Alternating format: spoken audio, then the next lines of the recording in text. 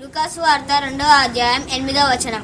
ఆ దేశములో కొందరు గొర్రెల కాపరులు పొలములో ఉండి రాత్రివేళ తమ మందను కాచుకొనుచుండగా. లూకాసు వార్త 2వ అధ్యాయం 9వ వచనం. ప్రభు దూత వారి యొద్దకు వచ్చి నిలిచారు. ప్రభు మహిమ వారి చుట్టూ ప్రకాశించినందున వారు మిక్కిలి భయపడిరి. లూకాసు వార్త 2వ అధ్యాయం 10వ వచనం. అయితే ఆ దూత భయపడుకుని, ఇదిగో ప్రజలందరికీ కలగబోవు మహా సంతోషకరమైన సువార్తను నేను మీకు తెలియజేస్తున్నాను. లూకాసు వార్త 2వ అధ్యాయం 11వ వచనం. దావీదు పట్టణమందు నేడు రక్షకుడు మీ కొరకు పుట్టి ఉన్నాడు, ఈయన ప్రభువైన క్రీస్తు. లూకాసు వార్త 2వ అధ్యాయం 12వ వచనం. దానికి ఇదే మీ కారణవాలు. ఒక శిశువు పొత్తిగుడ్డలతో చుట్టబడి ఒక తొట్టిలో పండుకొని ఉండుట మీరు చూసేదాన్ని వారితో చెప్పాను. లూకాసు వార్త 2వ అధ్యాయం 13వ వచనము. వెంటనే పరలోక సైన్య సమూహము ఆ దూతతో కూడిరండి.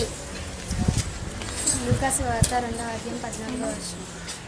సర్వోన్నతమైన స్థలములలో దేవునికి మహిమయు ఆయనకి ఇష్టలైన మనుషులకు భూమి మీద సమాధానమును కలుగునుగాక అని దేవునికి స్తోత్రము చేయుచున్నాను.